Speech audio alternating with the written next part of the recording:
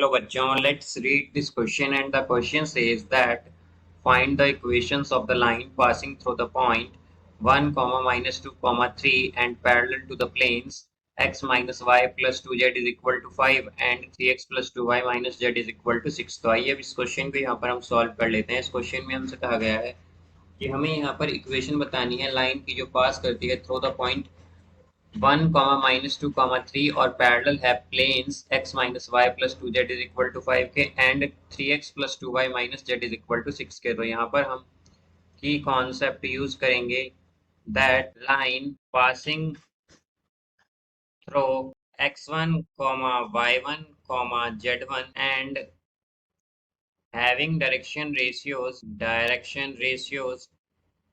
a, b, c, then its equation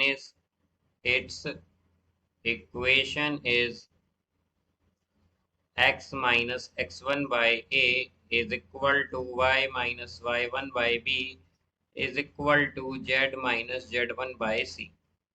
तो यहाँ से हम अगर देखें तो हमारे पास क्या होगा, हमारे पास अगर लाइन पास करती है थ्रू x1, y1, z1 और उसके डायरेक्शन रेशियोज हैं a b c, तो हमारे पास उसकी इक्वेशन होगी x minus x1 by a, y minus y1 by b और z minus z1 by c। तो यहाँ से हम अगर देखते हैं तो हमारे पास लेट सपोज यहाँ पर दो प्लेन्स हैं इस तरह से और ये इंटरसेक्ट करते हैं यहाँ पर, तो इनके इंटरसेक्शन से जो लाइन पास करेगी हमें उसकी क्या करनी है, इक्वेशन बतानी है। तो अगर हम देखें तो ये जो प्लेन है हमारा, इस प्लेन के जो डायरेक्शन रेशियोज होंगे वो इस लाइन से क्या होंगे, परपेंडिकुलर। ठीक इसी तरह ये जो हमारा सेकंड प्लेन है इसके जो डायरेक्शन रेशियोज होंगे वो भी क्या होंगे, इस लाइन के परपेंडिकुलर। तो यहाँ पर हम अगर देखें तो हमारे पास, तो यहाँ से अगर हम देखें तो इन दोनों प्लेन्स के जो हमारे पास परपेंडिकुलर होगी उसे हम कैसे फाइंड कर सकते हैं, या नॉर्मल वेक्टर हम कैसे फाइंड कर सकते हैं, यहाँ से ही आ जाएगा ए वेक्टर। अगर हम देखें तो हमारा जो प्लेन फर्स्ट है इसके हम जो डायरेक्शन रेशियोज हैं उसे ए वेक्टर से रिप्रेजेंट कर देते हैं, या जो इसके डायरेक्शन वेक्टर्स हैं उन्हें हम ए से रिप्रेजेंट कर देते हैं यहाँ पर। तो ये हो जाएंगे आई cap minus J cap plus 2k cap. इसी तरह हमारे पास जो सेकंड प्लेन है हम इसके जो डायरेक्शन वेक्टर्स होंगे उन्हें रिप्रेजेंट कर देते हैं बी वेक्टर से, और वो होंगे 3i cap plus 2j cap minus k cap.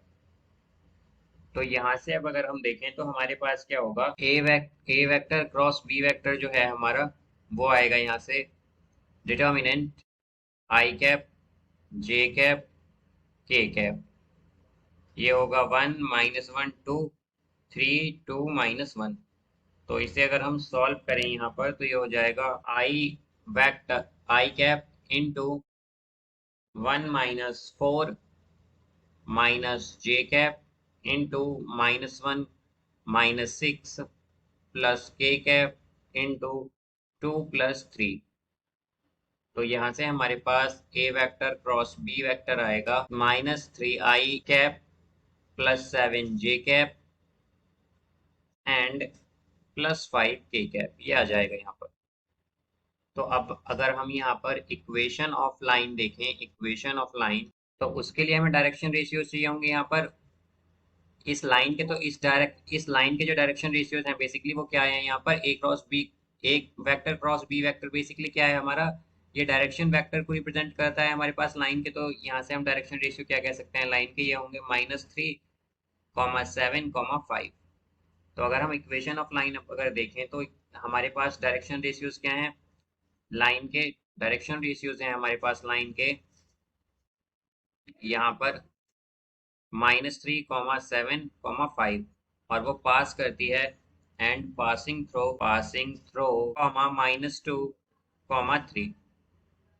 तो यहाँ पर ये होगा हमारे पास x माइनस 1 बाय डायरेक्शन यहाँ पर डायरेक्शन रेशियो क्या आएगा -3 is equal to y minus, ये +2 हो जाएगा बिकॉज -2 है हमारे पास, divided by 7 is equal to z -3/5। ये हमारी क्या होगी यहाँ पर, इक्वेशन ऑफ लाइन होगी।